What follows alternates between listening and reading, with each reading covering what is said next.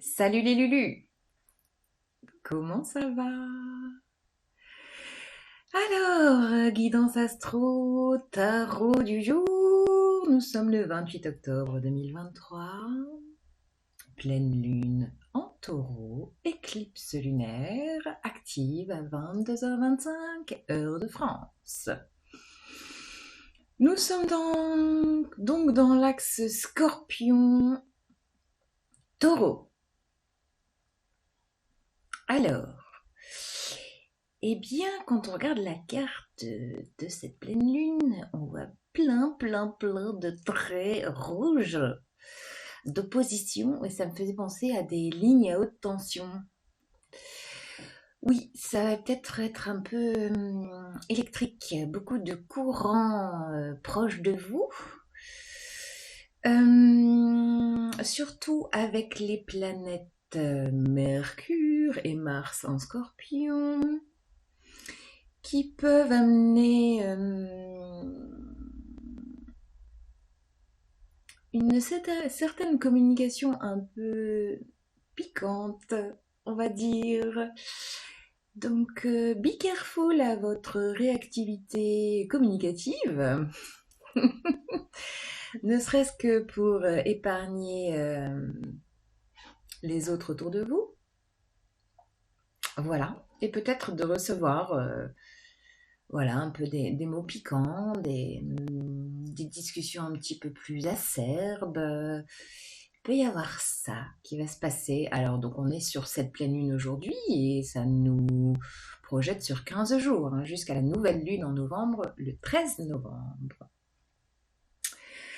Qu'est-ce que je voulais vous dire? J'avais plein d'images en fait en tête. J'avais surtout une image qui provient voilà, de mes racines. Moi, je suis ch'ti du nord de la France et dans le nord de la France, il y a les mineurs de fond. Il y avait les mineurs de fond dans les mines de charbon.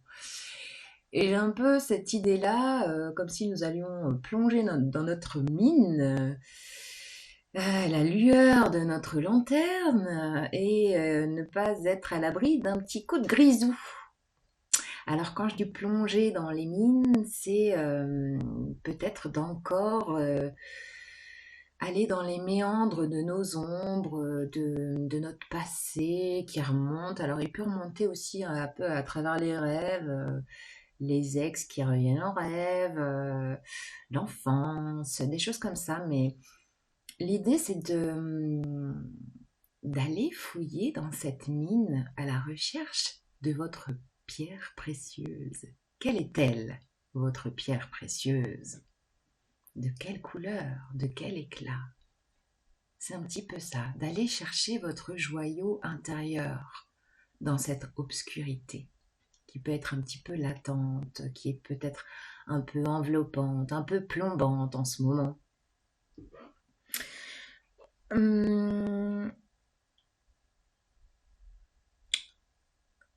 Il peut également y avoir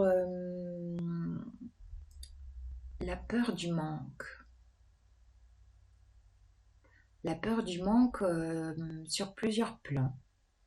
Un manque financier, un manque affectif, un manque de ressources. Voilà, qu'est-ce qui vous manque? Il peut y avoir des peurs réactivées là-dessus. Quoi d'autre, quoi d'autre? Je regarde mes petites notes parce que j'arrive pas à tout mémoriser. Tout ce que j'ai noté depuis quelques jours déjà. C'est rigolo, j'ai toujours un petit jukebox intérieur qui vient me donner des chansons des fois un peu improbables, des fois sorties de quelques décennies. Notamment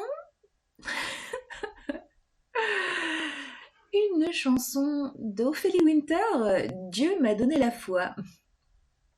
Voilà, bon, c'est pas forcément d'actu, mais je vous invite quand même à la réécouter et à réécouter les paroles qui pourraient malgré tout vous soutenir dans cette période. Voilà, sans aucune religion associée bien sûr, hein. On est sur le Dieu, Dieu, l'univers, la source, ce en quoi vous croyez, bien sûr.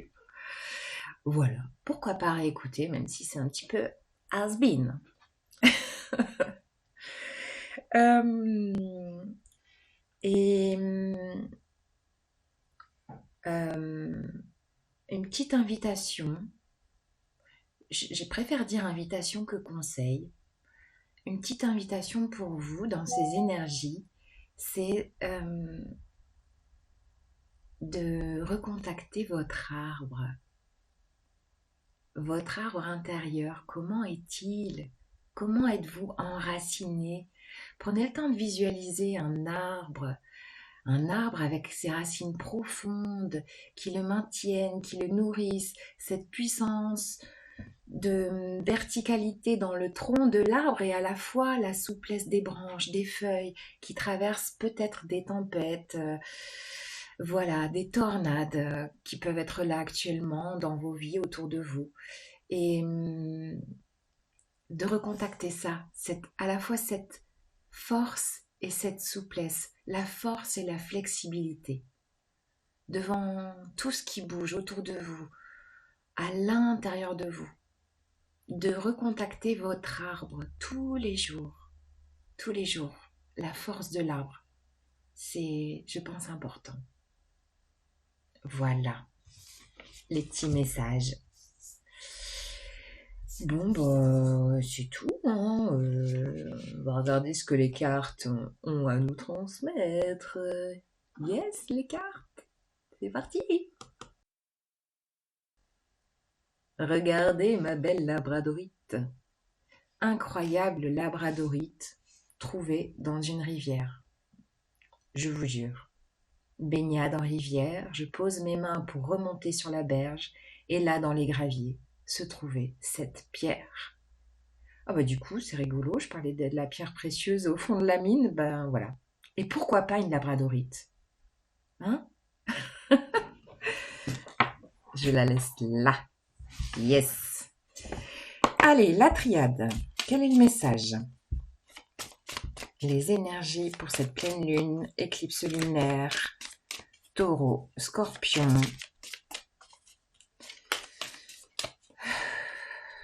Quel est le message avec la triade?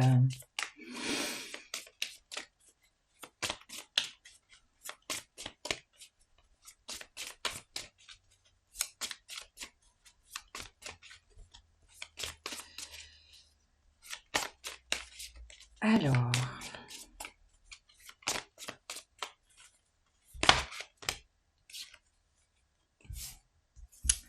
nous avons le sceau, l'énergie,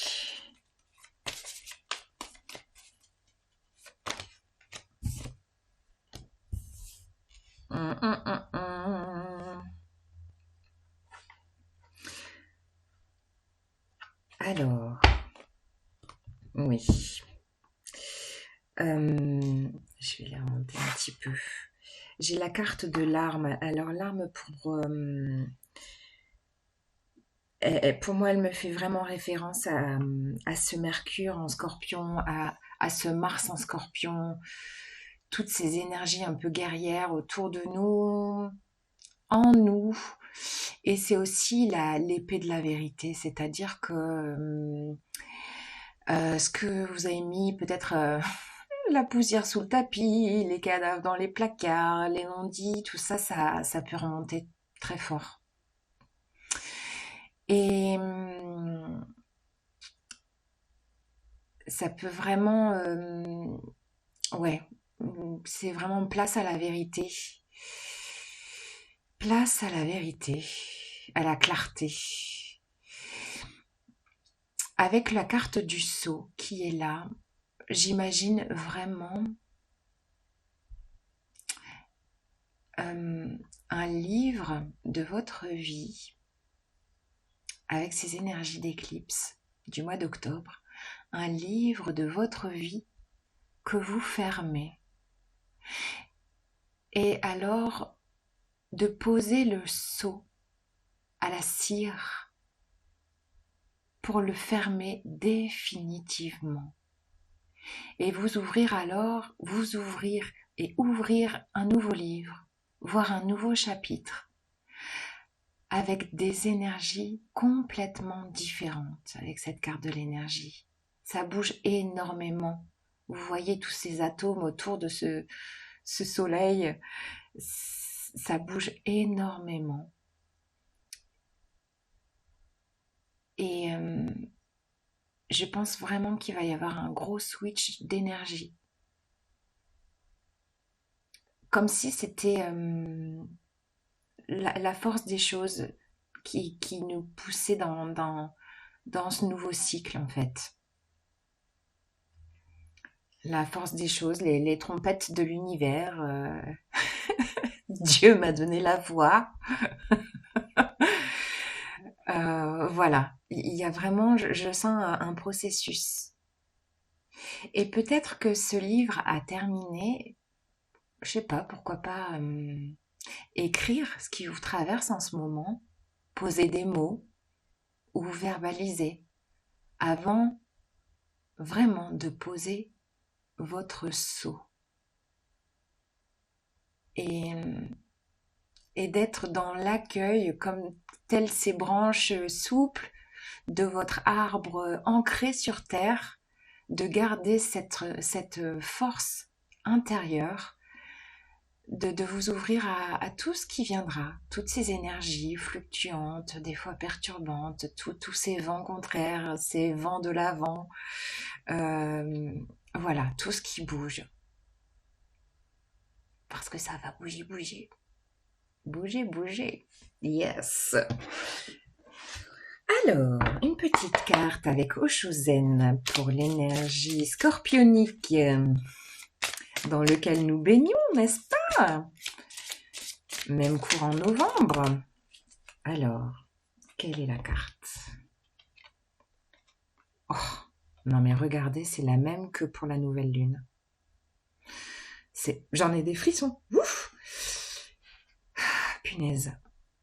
Nous avons encore cette carte du jugement dans le tarot de Marseille qu'on appelle dans ce tarot de Chosen au-delà de l'illusion. Je vous parlais des non-dits, je vous parlais de vérité, je vous parlais de vous regarder à l'intérieur de vous, d'être dans cette clarté, clarté de conscience, clarté d'esprit, d'épuration, de libération. Regardez un peu la similitude entre ces deux cartes.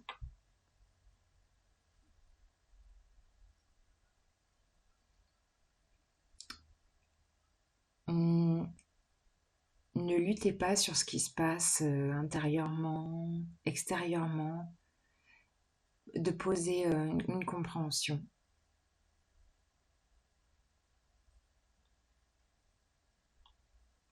Et peut-être qu'il y aura encore des vérités révélées dans vos vies, mais dans la société dans laquelle on vit aussi. Hein. Il va y encore avoir des révélations, clairement. Alors, le taureau lui dit quoi avec l'oracle de la terre sacrée? Oula, j'ai envie de parler, le taureau. L'absence.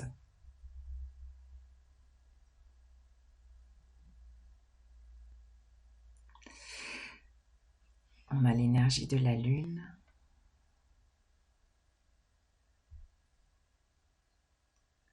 Ça rejoint l'énergie de la peur du manque dont je vous parlais tout à l'heure, peut-être la peur du vide, la peur de l'inconnu. Et je sais pas,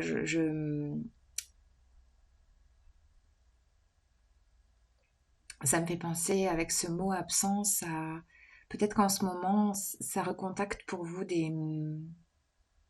le manque de quelqu'un, de quelqu'un qui est peut-être décédé, proche de vous, ou le manque de quelqu'un que vous avez connu d'une relation, d'une amitié.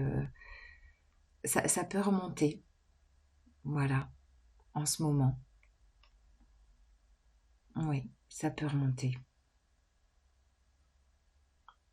Et L'idée, c'est de vraiment accueillir ce qui remonte des profondeurs de nos mines respectives pour encore peut-être poser un regard dessus, mais cette fois-ci un regard méta.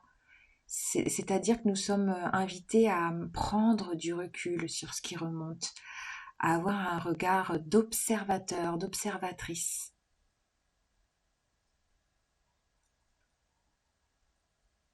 Avant de clôturer ce chapitre, ce livre, cette histoire de vie, une fois pour toutes. Un pan de vie. Ouais. Voilà. Et puis, pour terminer,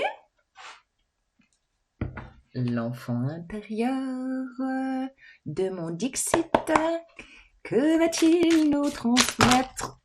Non, pas tout ça. Pas tout ça. L'enfant intérieur. Alors, juste une carte pour cette pleine lune. Qu'est-ce qu'il veut nous dire? Non, j'en ai trop. Alors, juste une carte avec le Dixit. Allez, celle qui est là, penchée. Hop. Alors, nous avons un navigateur au fin fond de l'eau, au fin fond des abysses, qui essaye d'avancer pas à pas. Peut-être à la quête d'un trésor englouti, n'est-ce pas? Alors il y aura peut-être les mineurs de fond à la recherche de leurs pierres précieuses, et les plongeurs en eau trouble à la recherche peut-être d'un trésor caché. Quel est votre trésor caché? Tenez bien votre gouvernail, pas à pas, avancez dans les flux et le reflux de la vie. Oui. Eh bien, bonne pleine lune, les Lulus, et à bientôt!